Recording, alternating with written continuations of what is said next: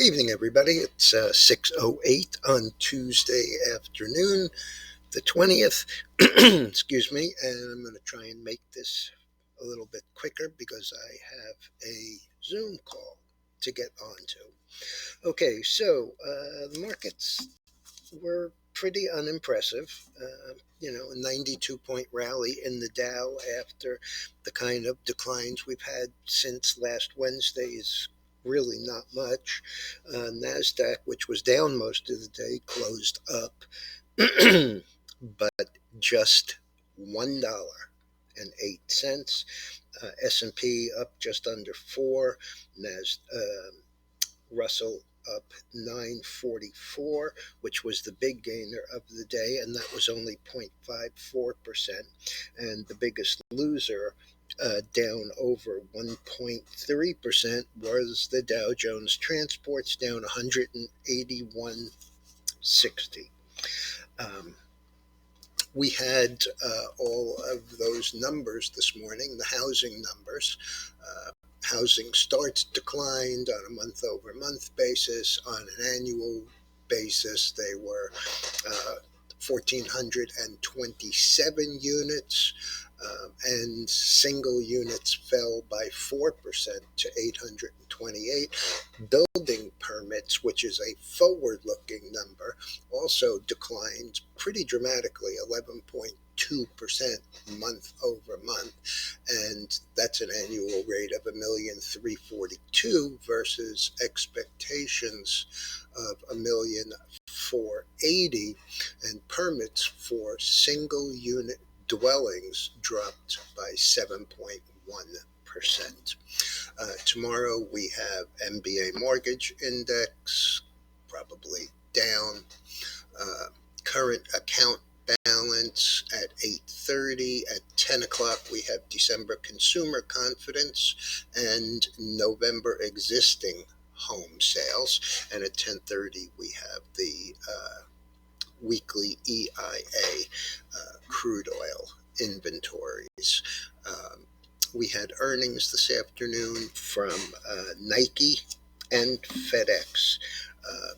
FedEx was a bit of a miss, mostly on the number of units delivered, but they say, working on some serious cost-cutting measures. They expect to be fully electrified in the near term. The stock during the day actually closed at 164.35, which was down $4.43. It moved first down a little bit further and then turned back up. Last I have is 170.25, and that's up $1.42. So we went from down 2.6 to up 1. So not bad. Also, Nike had earnings, and they were a beat, even with all of the Chinese and supply side issues. Stock had closed 103.21, up 16 cents. It too traded a little bit lower, followed by a boom to the upside, and the last there is 116.23, and that's up $13.31, and that is 13%. So quite a nice recovery over the past couple of months. The stock has seen nothing but the downside, so this was a pleasant change for shareholders. And Tesla is having some huge problems that have nothing to do with their business. They have all to do with the distraction and the lack of leadership, or perceived lack of leadership, at Tesla because of Musk's involvement with Twitter. I traded this stock just about a week ago and bought it at around 172 and a half, and then got stopped out at about 174 on the way down from 180. It closed today 137.80, and that was down an additional 1207 or 8%. The issues here are twofold. Number one, the distraction. Number two, the fact that Musk has used a bunch of this on margin and has been selling it. And number three, the overall margin selling that will occur as the stock continues to fall.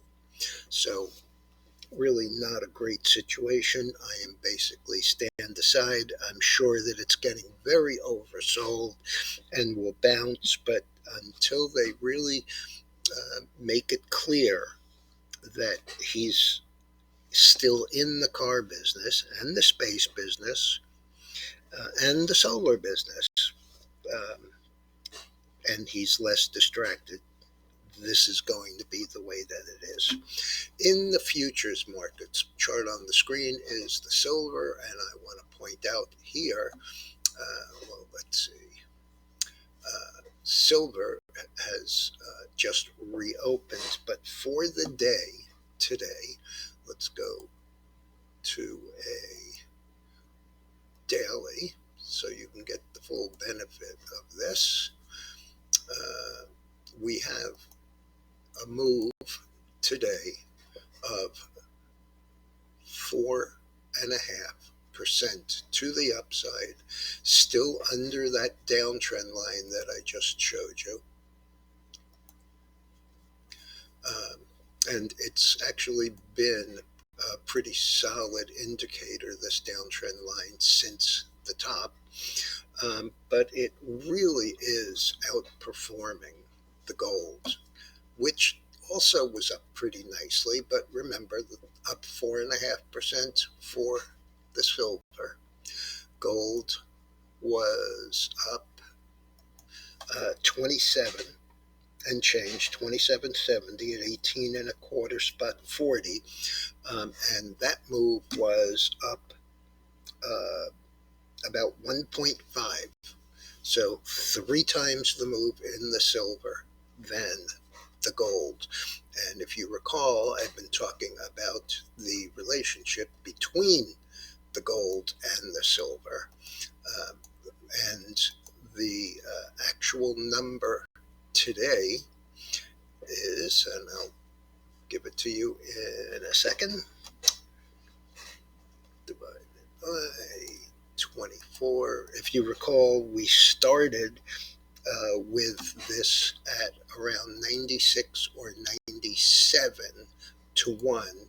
It is now 73.88 to 1.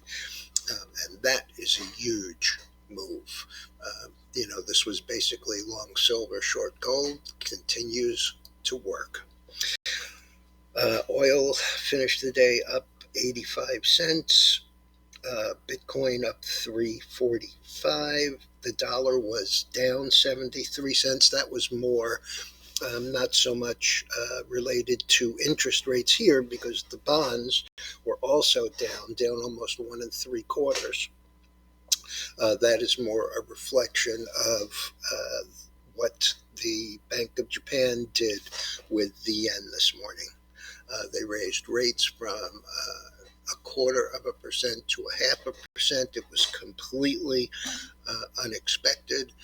And to give you a hint of what that actually looked like, let's just go to the Japanese yen and see what the move looked like. Pretty big, all things considered. I mean, it made a bottom down here at 66 even, but it's closed at 76.60. That's a gigantic move. All right, everyone, I'll be back in the morning. I've already told you what we have coming, and hope everyone had a good